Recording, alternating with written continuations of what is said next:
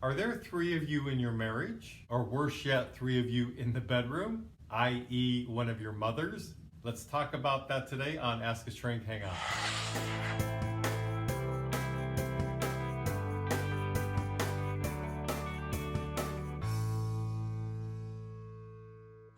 So I'll never forget years ago when Princess Diana was interviewed when the marriage was dissolving, and she said there's three of us in that marriage. Well, she was referring to Camilla, but in this video I'm referring to the mother figure, the mother of one of you.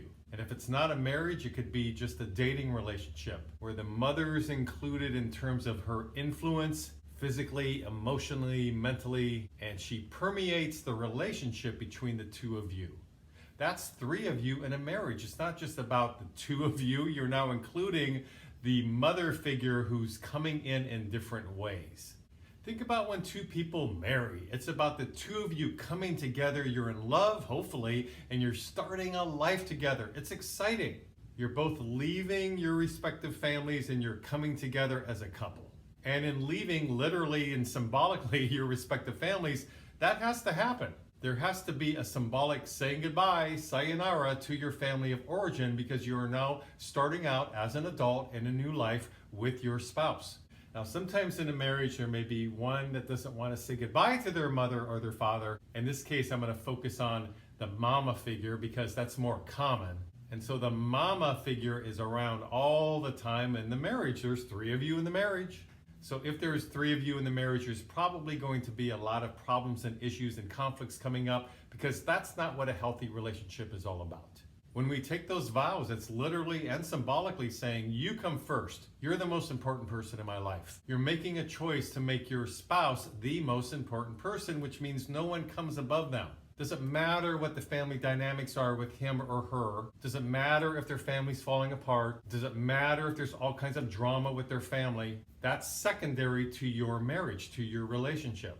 If somebody's wanting to hold on to that drama and that baggage, then the relationship is going to suffer because that's not what healthy love is all about. As you start a new life with your significant other, perhaps you want to have children, perhaps you want to start a family. Well, that doesn't include the family that you came from. You are now starting a new family. This is where your priority is. And if you don't get that, you're going to probably pay a big price, or at least one of you is.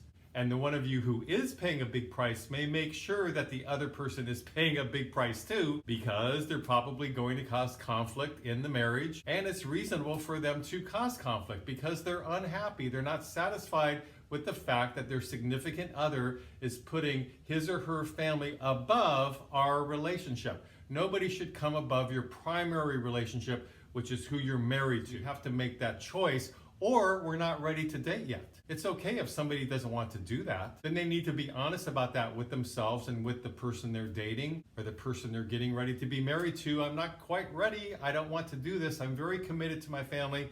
And that's fine. Be honest about it. Say, you know what? My mother's been sick for years. My dad's business is going down the tubes. I want to be there for them. That's fair. You can say that, but just be upfront about it and be clear and know that that's not a good time then for you to commit to somebody else. If you're saying to somebody else, like, I can't put you first right now. Being consumed by them, trying to solve and fix their problems, spending more time with them versus your significant other, catering to their needs more so than your significant other, having their backs more than you have the back of your significant other. That's bringing the third person into your marriage or relationship. And then what happens once they're in the marriage or relationship? Then they're in the bedroom too quite often. Not all the time, but a lot of couples suffer in their sex life because the mother figure is there too. They're in the corner of the room watching, so to speak. So then the appeal, the raw sex, the enjoyment, the pleasure of two equals coming together for sex is sort of diminished because there's this resentment going on or an awareness going on that mommy's included here somehow. Because after all, you're still listening to when mommy tells you when you should take vacation, where you should go on vacation. If you're not married yet, how you should plan your marriage based on what mommy wants. Mommy's telling you where you should live. You may want to look in this neighborhood. Mommy's sort of minimizing or ignoring or talking down to on some level your husband or your wife, and they're giving you advice and you're listening. You're not listening to your significant other, you're listening to them. And they're telling you what stocks to buy. And you're not talking this over with your significant other, you're talking it over with them. And they're telling you how you should treat your brother because they're angry at them. Or better yet, they're telling you how you should treat your husband's or wife's brother because they don't really like them. They come from the wrong side of the track. I can't believe you married them anyhow. And I can't believe you've brought those siblings into our life.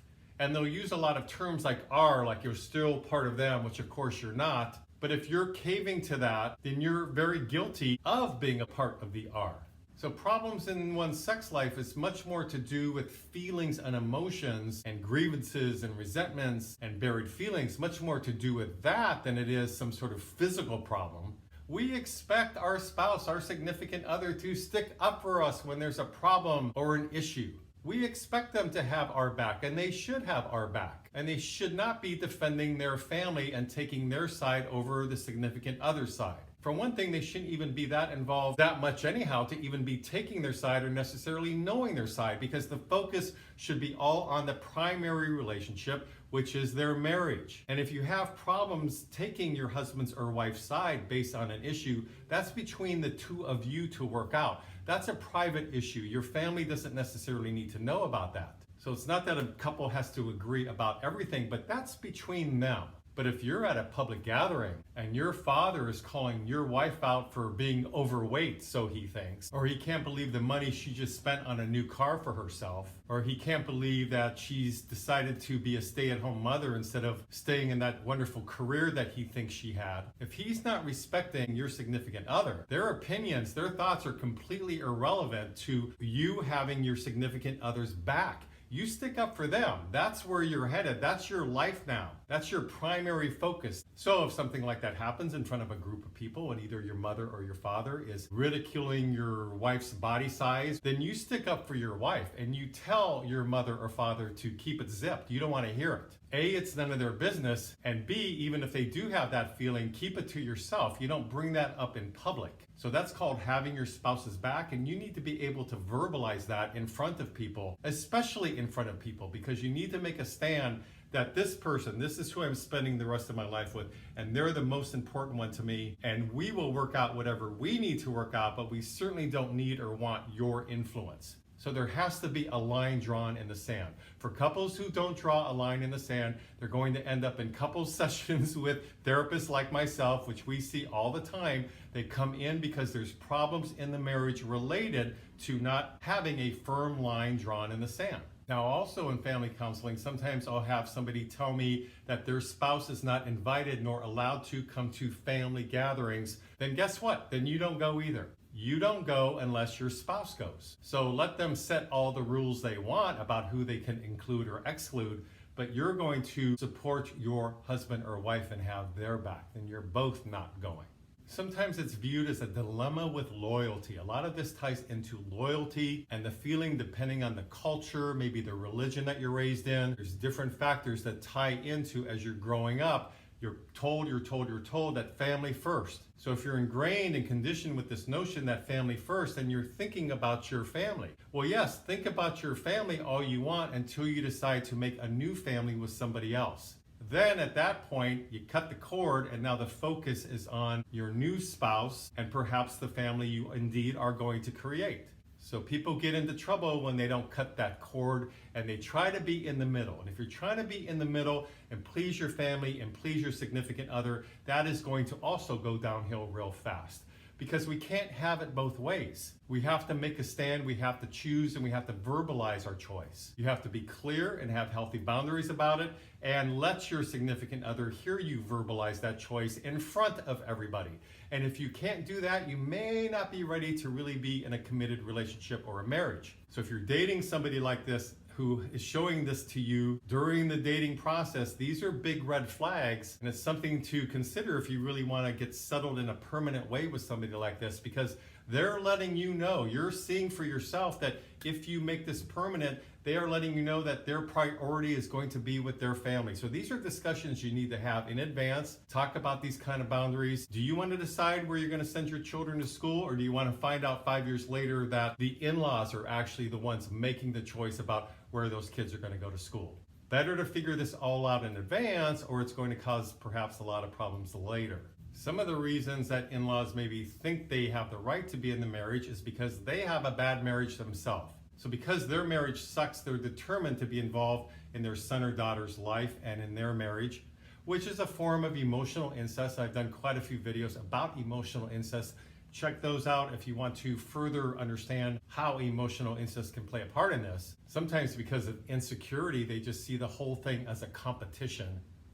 They have to make sure they retain their hold on their son or daughter. We need to come first, which is based on nothing more than insecurity, wanting to create a facade about something because inside you have a void you feel very empty about, perhaps connections or attachments in your life because you haven't worked that out with a therapist. You're now taking it out on your son or daughter. Sometimes it's just plain old entitlement. You know, I raised him or her, I changed their diapers, I'm the mom or I'm the dad and I get to call the shots here. I don't care who they're married to. So if there's that energy coming from the in-laws and maybe you're dating somebody and wanting to get serious and you see that energy and you see that your significant other is not standing up to that energy, you better run for the hills because that is not going to get better once you get married. It needs to be all talked about in premarital counseling perhaps before you get married so you can sort through this before you take vows together.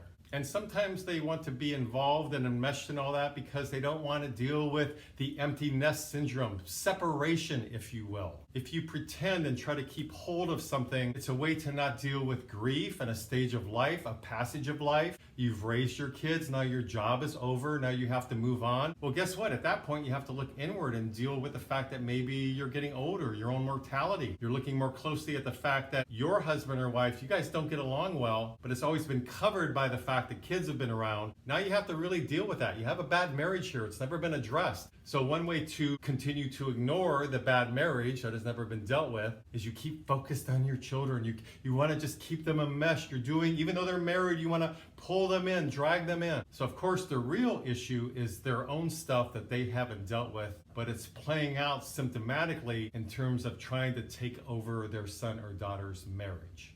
So a lot to think about here. Be aware if there's a third person in your marriage. It's not going to be a very happy marriage. It usually doesn't work out well. If that's the case as you're dating, talk about all this. Be very honest. Talk about what healthy boundaries may look like. And is the person you're falling in love with willing to set up healthy boundaries? If they're not, that's a big red flag, something to think about very seriously. So please leave me some comments below. I'd love to hear your thoughts about this. Please subscribe to my mental health YouTube channel if you like these kind of videos. And until next week, this is Brad Shore signing off from Ask a Shrink.